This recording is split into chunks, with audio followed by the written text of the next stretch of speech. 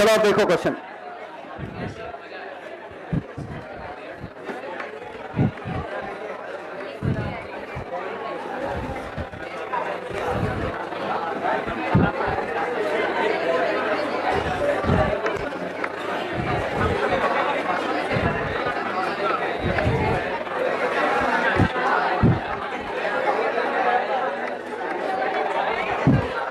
हाँ, एक मिनट देखिएगा, अगर कभी ऐसा लग जाए तो ये जो है ये इसका शॉर्टकट है। ये दरअसल एंड गेट है, ये इतना, ये नॉट गेट है और ये नेंड, नॉट एंड। अरे अरे ऐसे ही यहां पे इसके लिए भी हम नॉर गेट, और के आगे नॉट, समझ गए? तो दरअसल हमने गेट देख, एक ये नॉट गेट, और गेट, नॉट और नॉर, एंड नेंड, ये 5 गेट है। ठीक है, तो उम्मीद है समझ में आ गया हो इनमें करना क्या है। बस कि इसका आउटकम अगर चाहिए हमें तो इसका आउटकम क्या आएगा, A B, A plus B आता, लेकिन एक बार, और शायद समझ गए होंगे मैं इसको ए बार बी बार भी लिख सकता हूं। और नॉर्मल एंड गेट में अगर मैं बात करूं तो ए और बी का आउटपुट ए बी आता, होल बार लगेगा इसकी वजह से, ए बार प्लस बी बार। पक्का समझ में आया? इसने प्लस किया, इसने बार लगा दिया, और इस बार को अगर हटाओगे तो ए बार इंटू बी बार हो जाएगा। देखिएगा, तो यहां पे मुझे इसकी ट्रुथ टेबल लिखनी है। हमसे कहा होता कि ट्रुथ टेबल लिखो ए बी की, ये आउटपुट चाहिए। तो पॉसिबिलिटी 1 0 0 0 1 0 0, 4 आउटपुट लिखने हैं। एक तो तरीका है कि हम पूरा ईमानदारी से निकाल दें कि चारों केस इसमें से भेज के यहां से निकाल दें, लेकिन हम थोड़ा सॉल्व भी कर लेते हैं तो ज्यादा अच्छा हो। ये आया यहां ए, यहां से भी आया ए, यही तो यहां आया, यहां बी, लेकिन यहां बी बार, यहां ए प्लस बी, यहां जो आउटपुट आया ए प्लस बी इंटू, एक मिनट, ये तीन इनपुट नहीं हो गए, छोड़ो ये खटा देता हूं, A plus B into B bar whole bar, ये इनको मल्टीप्लाई करता, ये उस पर एक एक्स्ट्रा बार लगा देता। लेकिन क्यों ना हम इसको सिंप्लीफाई करें, तो पहले A B bar plus B B bar whole bar, B B bar, B into B bar, into मतलब इंटरसेक्शन, और फाई यहां पे क्या है, 0। ये समझ में आया? मतलब सेट थ्योरी, या तो ऐसे सोचिए एक ट्रू है एक फॉल्स है, एक फॉल्स है एक ट्रू है, गारंटीड फॉल्स है, तो ये टर्म तो 0 लिखा है, या A B intersection B bar लिखा है जो कि फाई है। तो ये वाला हमारा बना A B bar plus 0 whole bar, ये नहीं पूरा लिखूंगा ईमानदारी से, ए बार प्लस बी। कुछ समझ में आया? ये पूरा सर्किट ए बार प्लस बी है। इसका मतलब शायद ये समझ में आ गया है होगा कि इतना बड़ा ना बना के हम इतना भी बना देते तो भी ये पूरा सर्किट इसके बराबर है। ये क्या लिखा है, यहां आया ए बार प्लस बी, ये पूरा सर्किट ठीक इस सर्किट के बराबर, समझ गए?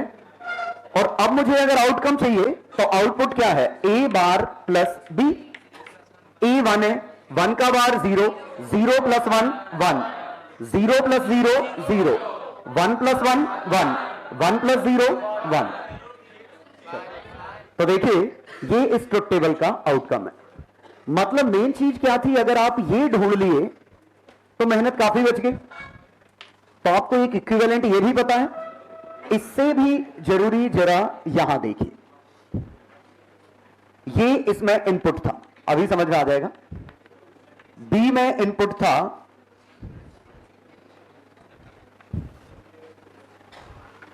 अभी समझ में आ जाएगा। ये दो इनपुट हैं, इसमें इनपुट ऐसे गया,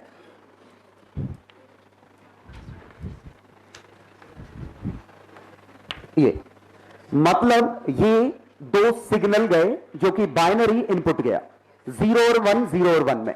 मतलब इसमें गया 1 1 0 0 1,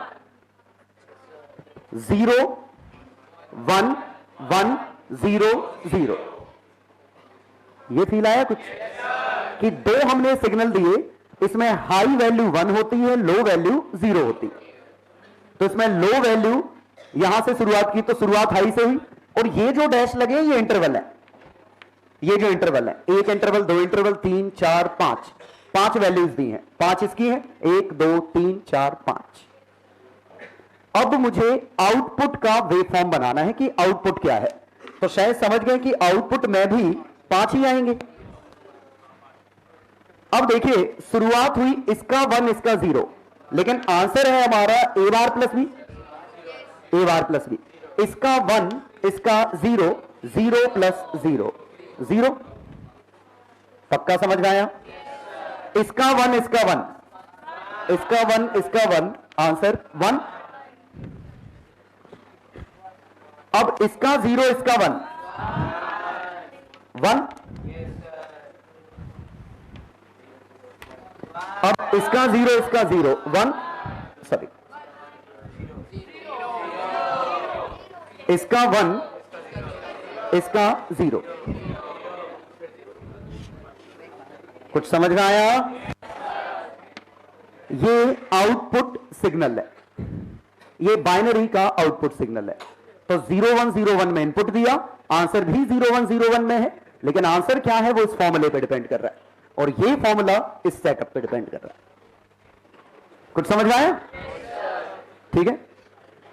इसे डिजिटल इलेक्ट्रॉनिक्स कहते हैं। जैसे हमारे रजिस्टर कैपेसिटर होते थे वो एनालॉग सर्किट थे, जहां हम कुछ भी करंट देते थे, कुछ भी वोल्टेज दे दो और कंटिन्यूअस आंसर आ रहे हैं। इसमें आंसर हमेशा 0 1 के बीच में के फॉर्म में आ रहे हैं, इनपुट भी 0 और 1 के बीच में है। और रजिस्टर कैपेसिटर की जगह नए डिवाइसेस हैं, और उन्हें जिन्हें हम लॉजिक गेट्स कहते हैं। पक्का समझ गए? ये हमारी डिजिटल इलेक्ट्रॉनिक्स है। उम्मीद है समझ में आया होगा। बड़ा आसान सा था कि पहले हमने ये किया, सेट थ्योरी लगाई, सिंप्लीफाई किया, इससे हमें ट्रुथ टेबल भी मिल गई, इससे हमें वो भी मिल गई। एक एग्जांपल और फिर क्वेश्चन देता हूं।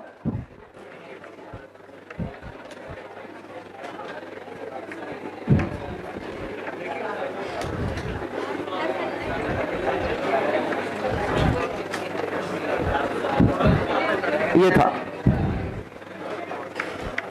And draw corresponding logic diagram, logic gate diagram.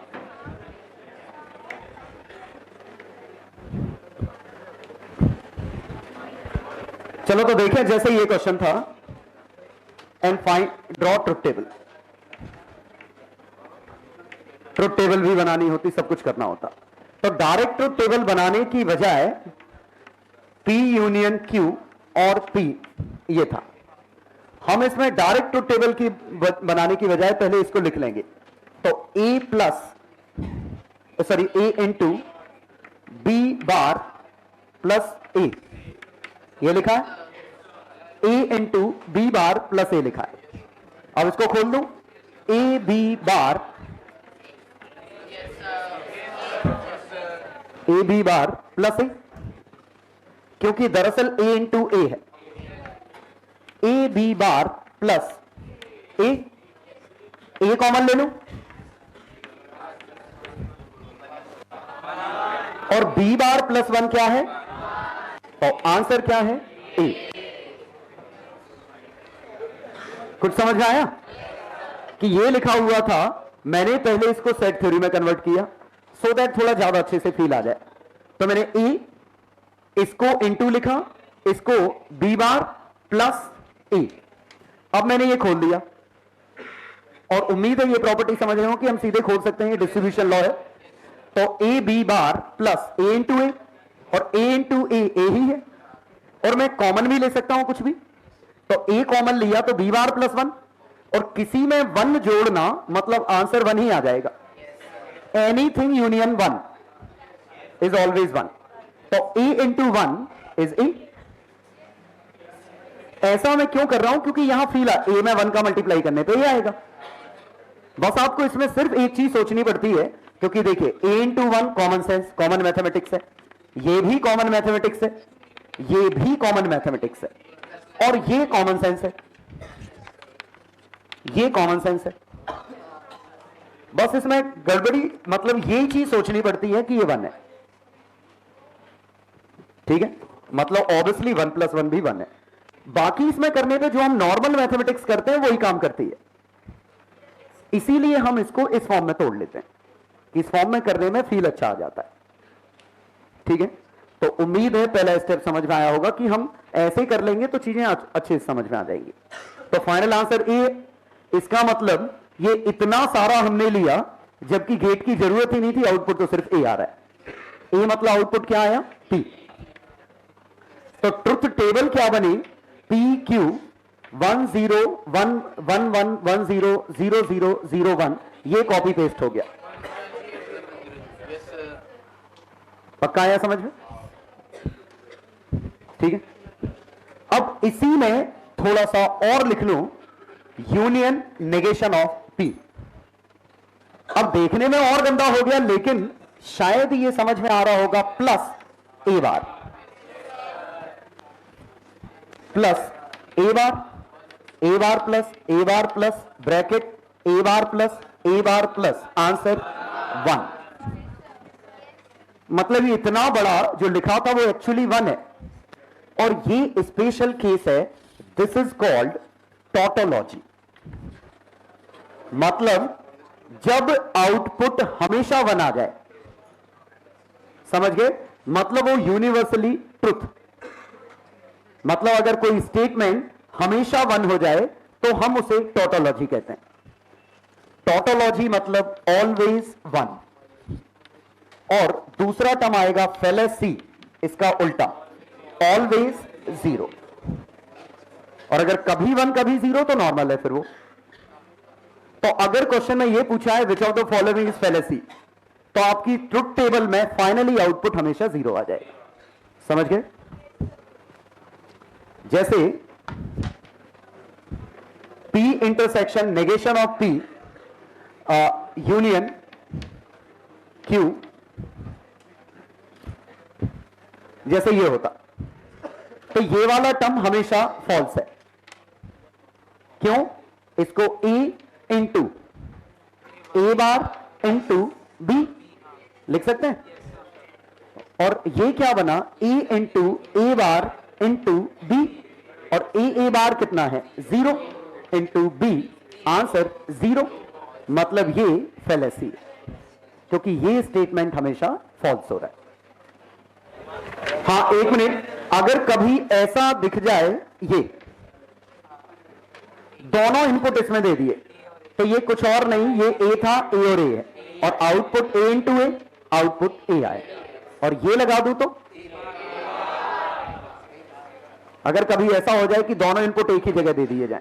अब इनपुट देने से पहले हम ऐसे भी कर सकते थे, और अगर ये होता तो ये होता ए इंटू ए बार का बार,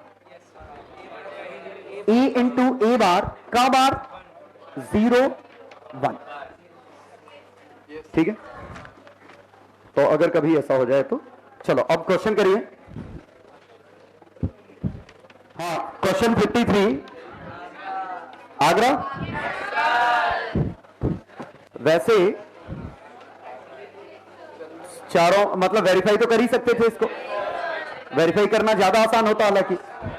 ठीक है, लेकिन हम सॉल्व भी कर सकते हैं, मैं सॉल्व कर देता हूं। अरे एक मिनट, एटलीस्ट और सीख जाओगे।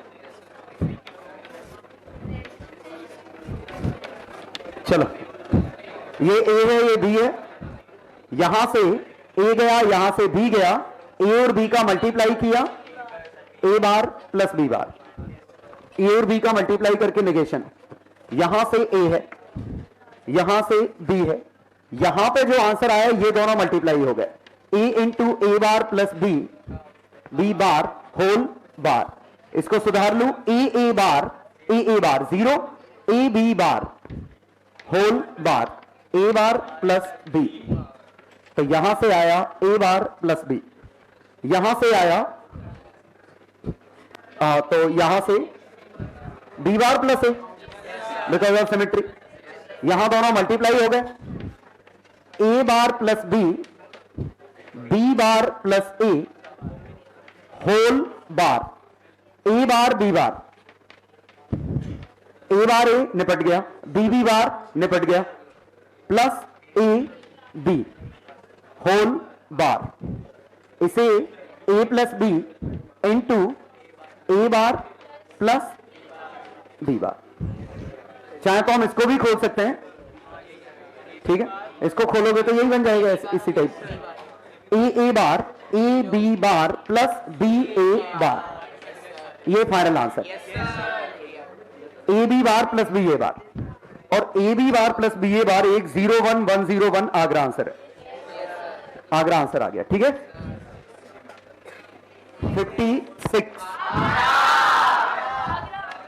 56 का आगरा, आगरा। ये A bar plus B bar whole bar, ये ए बी है, ये कुछ और नहीं, एंड गेट लिखा है। और एंड गेट इनमें से कौन सा है? 1 करने पे 1 आना चाहिए, फिर पूरी 0 लाइन, फिर बीच में 1 लाइन, फिर 0 लाइन, आगरा। ये एंड गेट लिखा था। अब कौन सा है? 49 आगरा हो गया। 40 दिल्ली।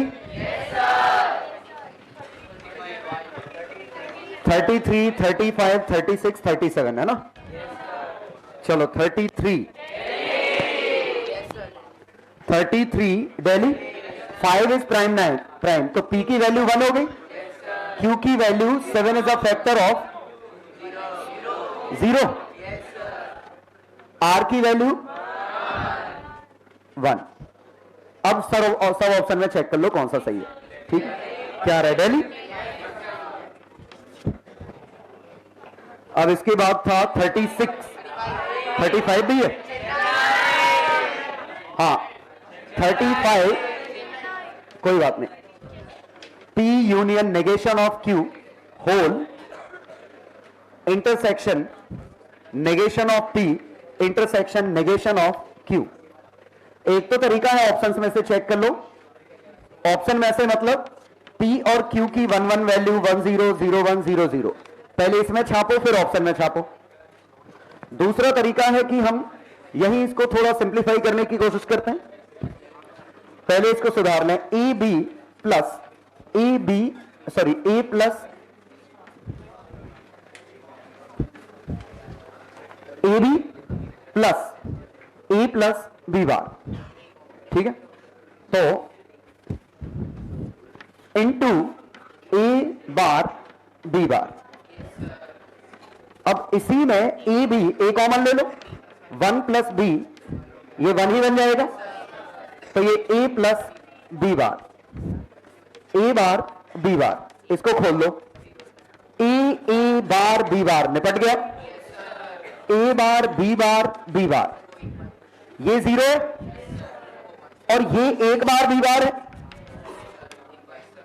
2 बी बार मल्टीप्लाई करोगे तो 1 बी बार बनेगा, तो ये ए बार बी बार लिखा है जो भी है। ए बार बी बार मतलब ये ऐसे भी लिख सकता हूं, तो ये P और Q नेगेशन या negation of P and negation of Q, 2 answer हो सकते थे। कौन सा है आंसर? चेन्नई, ये वाला है। ठीक है, उम्मीद है ये तरीका समझ पा रहे होगे कि हम ए बी लिख के ऐसे सॉल्व कर रहे हैं, ये अच्छा तरीका है करने का।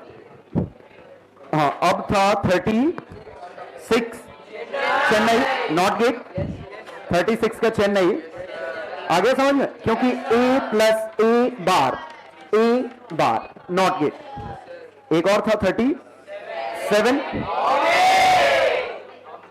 बॉम्बे, 37 का बॉम्बे, क्योंकि 37 में अगर देखें तो ये a बार प्लस b बार का होल बार, ए बी लिखा है, तो ये एंड गेट बन गया।